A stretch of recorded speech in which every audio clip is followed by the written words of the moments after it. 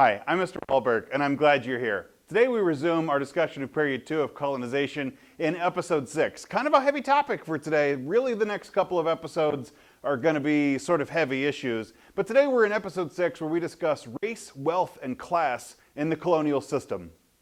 Return with us now to those thrilling days of yesteryear. From out of the past come the thundering hoofbeats of Walberg's APUSH. History class rides again!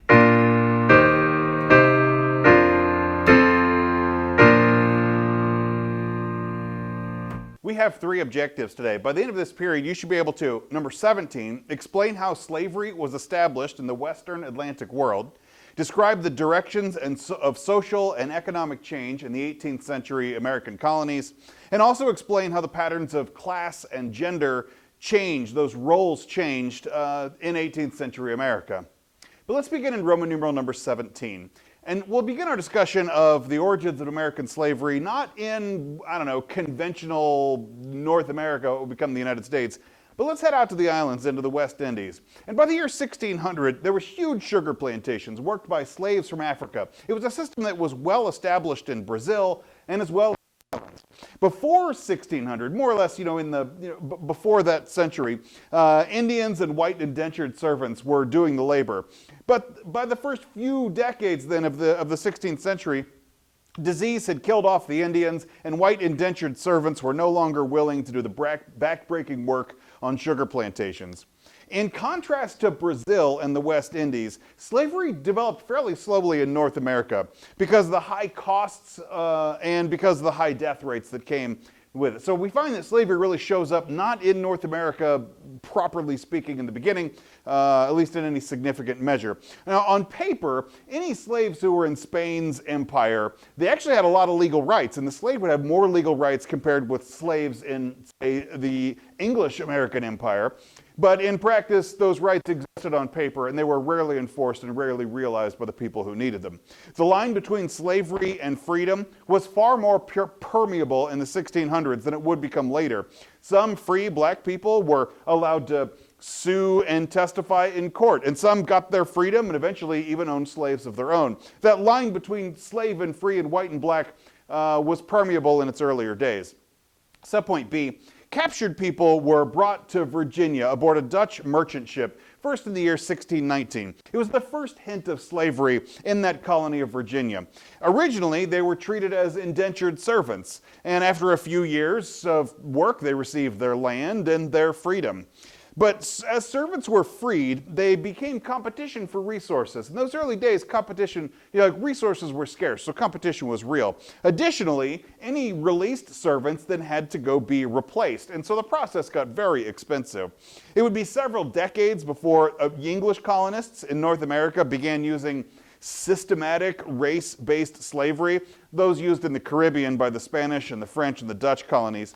Now, by the 17th century, really by the turn of the next century, the concepts of race, they weren't all that developed, not as we moderns would understand it today. Africans were just seen as, alien, as foreigners in their color, in their religion, in their social practices. Although slavery has had a long history in a lot of different countries, slavery in North America was different. It was based on a plantation system, and it came to be associated with race over time, drawing what was a permeable line into a permanent line between white and black.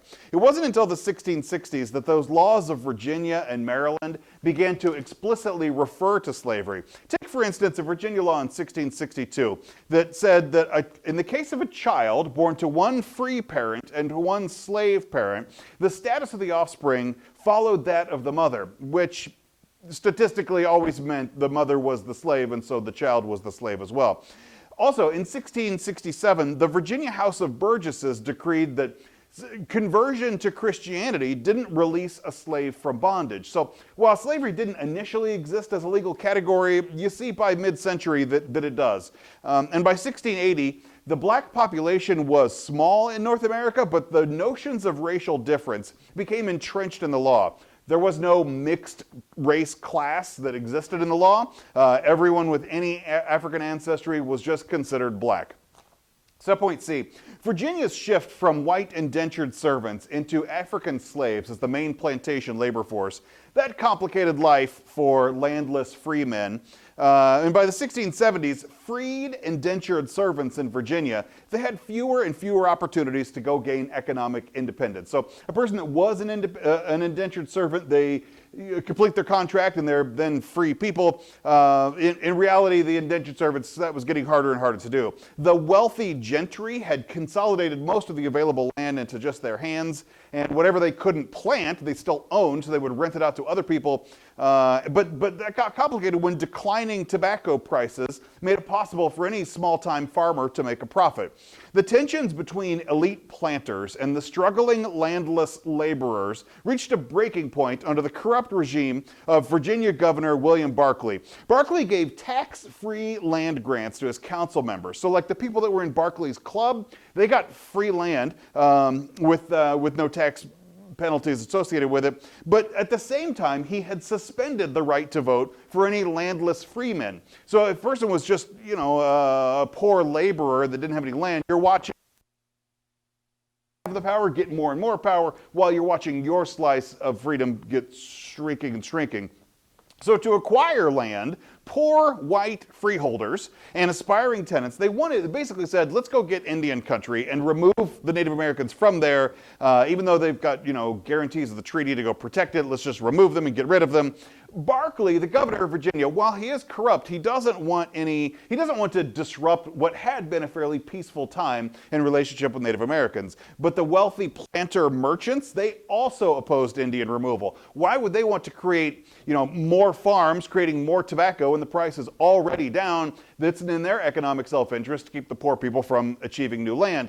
That has the side benefit of also not disrupting Indian relations, but it's an economic motivation. They wanted to maintain their own labor supply and also to continue, say, the fur trade to keep other people from moving into that area. So poor freeholders and landless men, they basically go and decide that they're going to go take their means however they can, and they form these militias and start just killing Indians in 1675. The Native Americans, unsurprisingly, go retaliate, and they start retaliating and killing white people. The settlers dismissed any time Barclay came up with these defensive proposals, say like to go build frontier forts. Those frontier forts then maintain the peace between white settlers and Native Americans, but they basically said, oh yeah, well once you build a fort, you have to start paying for it, and you're going to go raise our taxes, and that's just a big plot to take higher taxes and to increase control of the tobacco trade and just again crush the little guy. Subpoint D. Nathaniel Bacon had been a member of the governor's council, so he's one of the in people within Barclay's circle. But he led a protest against Barclay's Indian policy in 1676. Bacon was himself an elite planter, but he called for the removal of the Indians. He also called for lower taxes and an end to the rule by grandees. All of these things would be counter to his economic interests, but he's become a hero of the landless poor. His campaign gained support from small farmers, and by small farmers, I mean small farms, not like small farmers. But they gained the support of small farmers and indentured servants and landless men and even some Africans. Nathaniel Bacon had promised freedom, including access to Indian lands, to anybody who would go and join his ranks. And over 1,000 Virginians joined his insurrection. Bacon and his men killed a number of Indians. That got Bacon arrested. Barclay got and arrested Bacon there. Bacon's militant supporters, they threatened force to go release and to go in terms of the deal, so he frees Bacon and he agrees to political reform. He basically gives in. He capitulates to the demands of the crowd, but then agrees to their demands. They're restoring voting for landless freemen, reducing the powers of the governor, and it looks like the mob has won. There's an important rule here, though, about what it's like to negotiate with the mob, and that was that Bacon and his crowd were unsatisfied, and they burned down Jamestown. They also issued a manifesto and declaration of the people. By the way, if you're ever in a group that releases something called a manifesto, I want you to reconsider whether or not you want to stay in that group. But he released this manifesto and declaration of the people, demanding the removal of all Indians and an end to the rule of wealthy parasites, what he called them.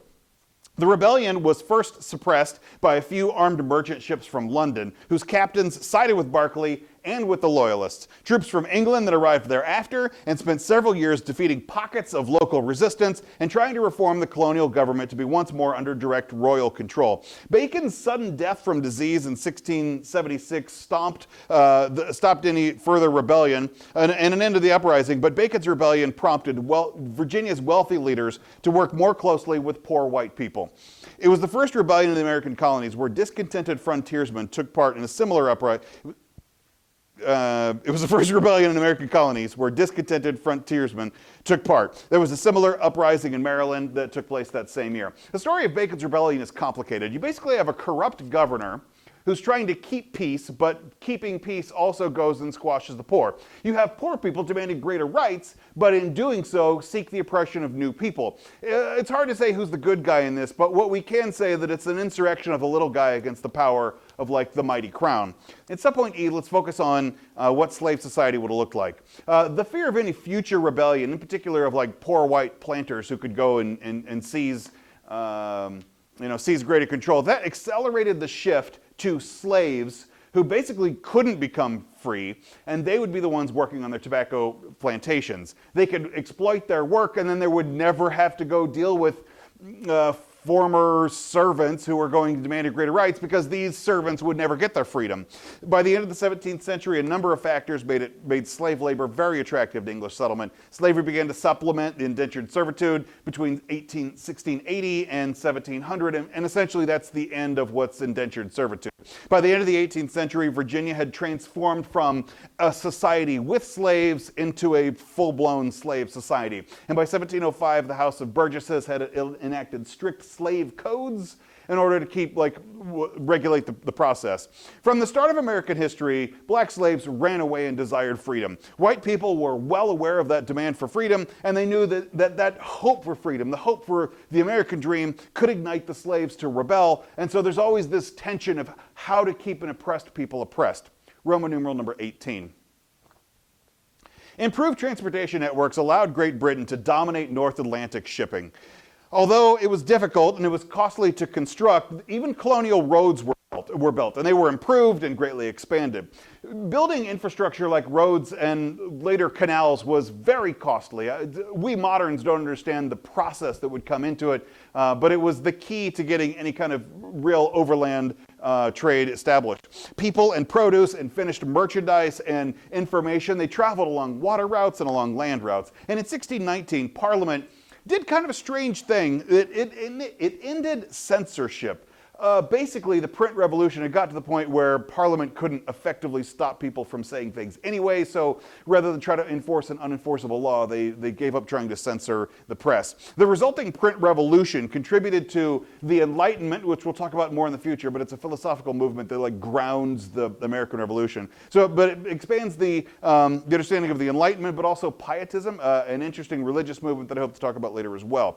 The colonies supplemented European print material. So you're getting print material coming from Europe into the United States, or not the United States, into America, but you also see European print material being supplemented by the homegrown press, while the colonies were printing their own newspapers. These things together, so greater infrastructure and greater information, contributed to an early consumer revolution. Great Britain had eclipsed the Dutch in the 18th century as a leader in trade. They were sending colonial products like coffee and tea. They were manufacturing goods like linen and metalware and pins and glassware and ceramics and clothing. And all of these things are made possible by the expanding American colonies of Great Britain. It was also a diverse population. In the 18th century, African and non-English speaking European arrivals, they skyrocketed. So we don't just have English America anymore. We've got a lot of inputs coming from all over the globe. And partly because England's improving economy and new immigration restrictions, so you see that there are a few people trying to leave Great Britain, so you see the other countries coming into their place, and then slaves being brought over unwittingly. Still, though, London believed that colonial development, having a good English colony, it bolstered the nation's power and wealth. So 50,000 convicts were sent to the Chesapeake Bay area to go work in the tobacco fields. So you see, basically, while England's economy is improving, they're shifting to convict labor, getting kicked out of Great Britain, and they go to Virginia as well. 85,000 Germans formed the largest group of newcomers from the European continent. So Germans tended to travel in entire families. They weren't just adventurers or entrepreneurs or convicts. You found Germans were coming entirely. And they developed a system known as the redemptioner system. A redemptioner system happened when people shipped themselves to America. They got on a sailboat. Sailboat's kind of small. They got on a ship and they traveled across, but they did it without paying for the travel. When they arrived, they essentially sold themselves as more or less an indentured servant, hoping to find somebody to pay their share when they arrived and then go work off the contract later. It's more or less cash on delivery, kind of a COD indentured servitude. And as many as 50 to 70% of Germans coming to America in the 1700s came as redemptioners in this model. Indian communities were well integrated into the British imperial system. They were, through traders and officials and farmers, they definitely had their place in British colonial rule, but they were viewed differently based on who's handling the interaction with Native Americans. British America was not a melting pot. America sometimes has this idea that we are a melting pot, that we'll take all of the various ideas and combine them in to make a uniquely American sense. That may be true at different parts of American history. It's never totally true, but it's absolutely not true in British America. It wasn't a melting pot. Ethnic groups came and they lived together. There was the German towns. They lived together and they worshipped in homogeneous communities that had their type of worship in the same place that didn't really welcome outsiders. It's not... people can come and come to America, but it's not like they're becoming Americans the way we might think about it. We actually find that there's a fair amount of regional diversity even within the colonial system. Let's begin with discussion of New England. With each generation, the population of New England was doubling. It's the old-fashioned way, basically, of natural increase. The result was that parents had less and less land to go hand on to their children with every generation. And so you find that the generations, like the younger generations, are less tied and connected to their ancestral lands. Families began petitioning for land grants. They said, hey, we need to go settle new parts that aren't settled, and they began to hack farms out of forests and clear land, and land was used more productively because there's not that much available to them. The wheat and barley, which take large fields to go plant, they were replaced with high caloric yield products like potatoes and corn, where you get more calories out of the same piece of land. Gradually, New England even changed from a grain society, which takes large fields, into a livestock society, which takes smaller pastures. In New York, you have the manor lords of New York's Hudson Valley, right? The fertile lands of the Hudson Valley. They try to attract tenants by granting long leases. The lord still owns the land, but people that wanted to come and take it and farm it, they could get a long lease, decades even, the rights to go farm that territory. And also to say, like, hey, if the leaseholder goes and builds a farm and builds a barn or a house, and then the terms of their lease are up, the next person to come in, they can sign a new lease on that plan, but they have to go buy the barn or the house from the person. Those things become very attractive to people who want to go lease areas. But it was inefficient farming. It was still a difficult way to actually raise crops, and it kept most tenants from ever saving enough to go break free and acquire their own freehold farmsteads.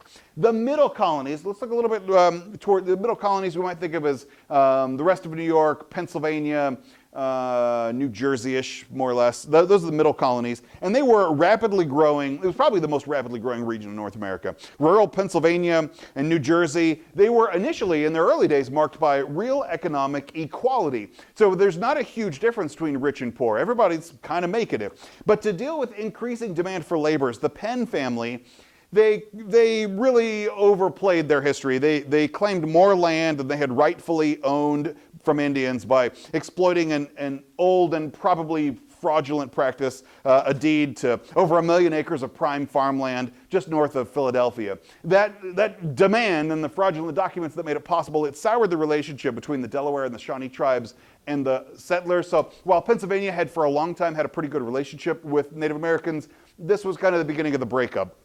Pennsylvania, though, had been known as the best poor man's country. A person of pretty modest means could go make it in the colony of Pennsylvania. And so Philadelphia, as the seat, grew rapidly, and it offered new opportunities to skilled laborers and to unskilled laborers. Everybody had a good shot at making it in Philadelphia. But unable to gain land on legal terms, owing to mass immigration, a lot of newcomers became squatters. They basically just headed off into the countryside to go claim land on their own. They settled illegally on land that they hoped to eventually acquire legally, but even still, poor farmers enjoyed a standard of living that would have been entirely unimaginable back home in Europe. The rise of the wheat trade and the influx of poor settlers, they did eventually create social divisions. So while originally there's a lot of economic parity, over time that splits, and it resulted in a new class of agricultural capitalists. And by the 1670s, 1/2 of all white men in the middle colonies, they basically owned no property. So coming to hope for the property, the greater promise of land, ended up with kind of none of it. Roman numeral number 19.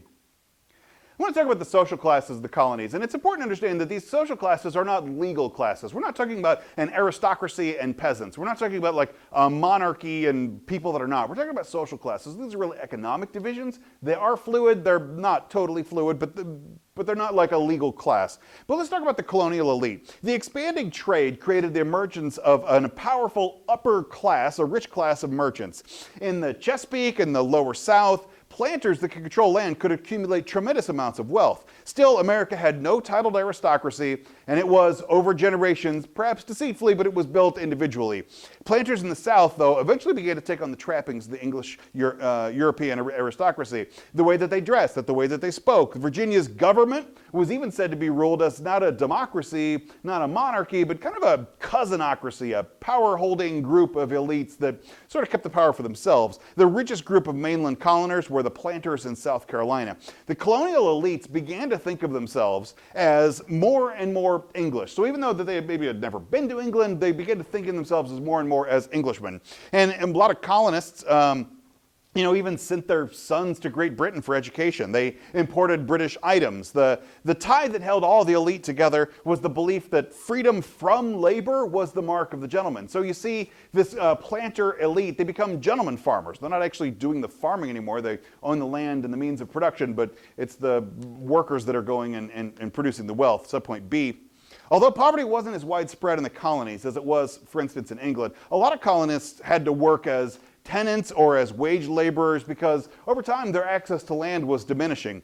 As a whole, half of the wealth at mid-century was concentrated really into just the hands of about 10% of the population. Just that richest 10% ended up owning most of the lands of the colonies. The better off in society, they tended to view the poor as lazy and responsible for their own plight. So basically, if you weren't making it, it's probably because you were deficient in some way, not because of any of the other economic reasons for it. And the better off in society, like they take the poor and make to go labor in the workhouses because they want to keep that, I don't want to say keep the poor poor, but it certainly does have that effect. Subpoint C. Now, for women in the household economy, the family was the center of economic life, and all members of the family would contribute to the family's livelihood in some way. But as the population grew and the death rate declined, family life stabilized, and marriages became lifetime commitments. Within the growing colonial structure, opportunities for women slowly began to decrease. The division of labor among gender lines really solidified, and despite the availability of more consumer goods, women's work increased because infant mortality was decreasing. So, I mean, that's good. We don't want babies to die. Infant mortality was decreasing, but it also meant that women are spending more and more time with childcare and have a smaller and smaller piece of the greater society. Most New England women's lives were tightly bound by a web of legal and cultural restrictions. Men claimed the power in the state, the authority in the family. Women were subordinate in both. The labor of Puritan women in particular became crucial to the rural household economy. Bearing and rearing children were the most important thing. They were the crucial tasks. Most women married in their early 20s and by their early 40s had given birth to 6 or 7 children, and more women than men were out attending the churches. It's because that, I think, becomes more or less the only way that they introduce the public sphere. That model continues, by the way. Even today in the 21st century, women tend to be more reliable religious adherents than men, so that piece doesn't really ever change. We see this developing race, wealth, and class, and it's going to play out in a whole bunch of different ways, and I can't wait to tell you about it. Make sure you like and subscribe. God bless you.